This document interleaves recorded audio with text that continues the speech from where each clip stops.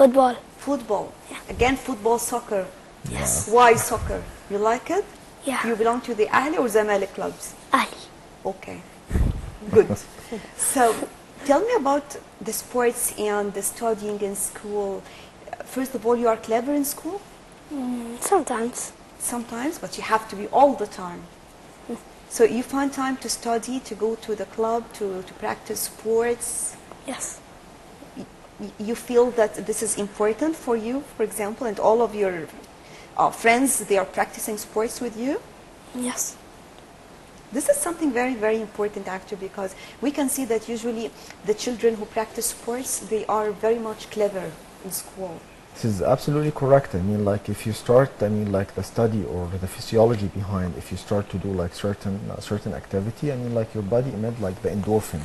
Endorphin actually, like it has several usage of that. You know, like you actually feel happy. This is number one. Once you feel happy, you feel relaxed. Once you relax, you know, so you are able to think. Once you start to have this kind of stage, you know, like I think you can actually create, you know, and then you start to be to have like better vision in what you actually do. So I believe in doing sports in general, you know, like for the kids' sanity. So now do you need to make a time management schedule for him? Because actually in Egypt schools and learning takes a lot of time from the children.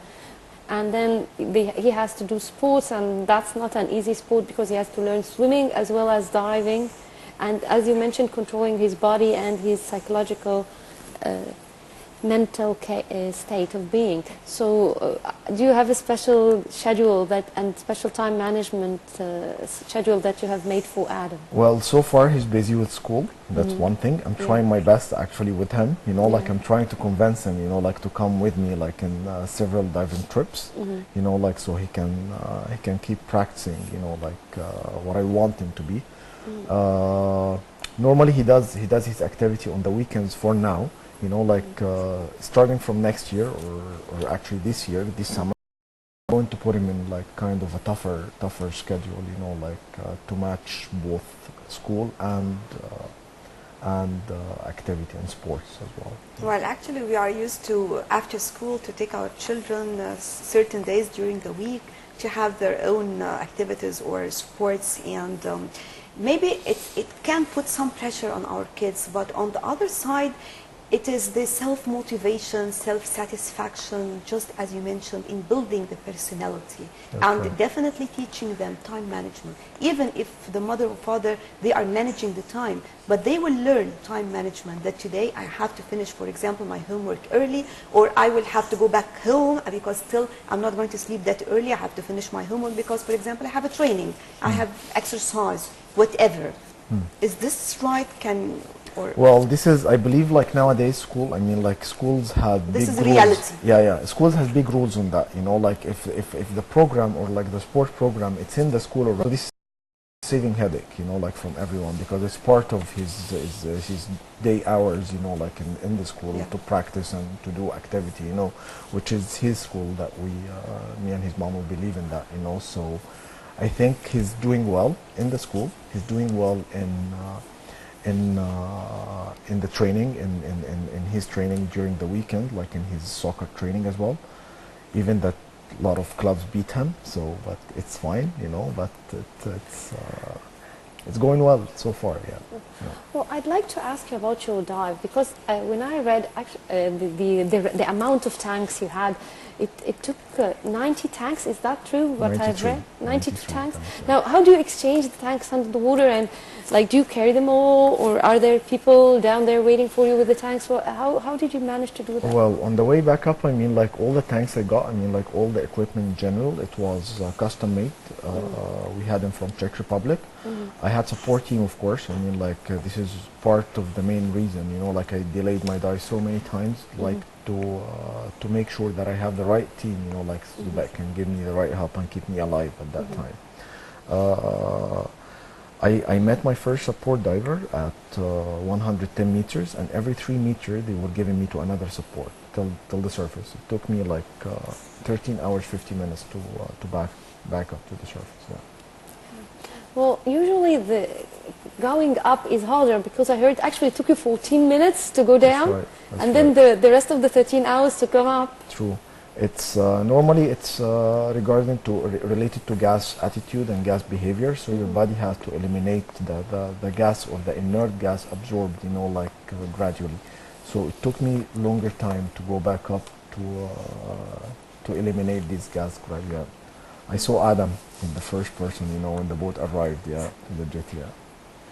So you were just taking a look at your father at that record, right? Yes. How did you feel about it? Because we were lucky to have your father also on the breakfast show, on this event in particular. We have seen with him all the challenges, and actually it was amazing. So how did you feel about it? I felt happy when he broke it. Did you see the Egyptian flag under the water and all of this? No. You didn't see it all. But you think one day you can do this? You can do the same? You have your dreams? I'll try. You're dreaming of this. The idea of having a dream to fulfill, this is also something of great importance, an objective. How far is this important to our children? Because unfortunately, again, we can see a lot of children, their main concern is only to go to school, to study, and to succeed, to pass the exam. And that is it. And definitely this is not the generation we're looking for. We're looking for a creative generation, creative leaders who can think out of the box. How important is this, and how can sports help in this as well? Well, again, school, I mean, like, sports is challenging in general. I mean, like, and competitive. I mean, like, but some sports you need actually to be competitive, you need to be totally objective. So first of all, you need to connect targets and abilities. Once you start to connect both of them together, and then you can start gradually get to what you want to do. Creativity, I mean, like, it's very important. You need to like what you want to do first. I mean, like, and then you need to create afterward.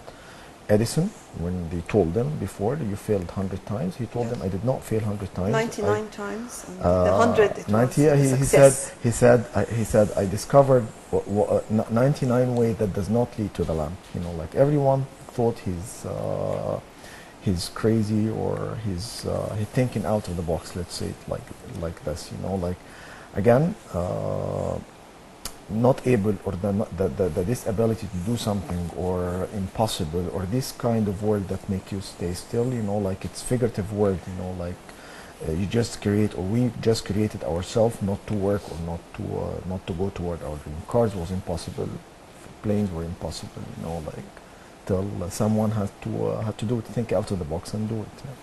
Now, Mr. Gabra, as a diving instructor, what's your first steps with a new diver? What would you start doing with them, to train them as a trainer, as to train divers? Yeah, when people come, you were saying that you have an academy for diving, and you're teaching. So when a newbie comes, what's the first thing you teach him or her? Well, you first of all, you teach academics. You start give everyone, I mean, like, they need to know what's happening first, you know, so you give them basics of physics, physiology, marine life, diving tables, and so on. And after that, you take him to the pool training with simulator to tell him exactly what to expect, what's going to happen in the open water part, and then the open water part.